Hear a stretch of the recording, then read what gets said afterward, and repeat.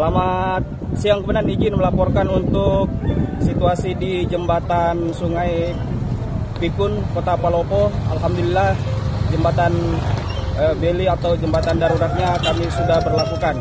Untuk sistem masih pakai sistem buka tutup baik dari arah selatan dan arah utara. Terlihat di layar monitor untuk kendaraan dari arah Masamba atau dari utara sudah masuk di jembatan Beli. Demikian pun nanti untuk sebaliknya nanti dari arah selatan ke utara.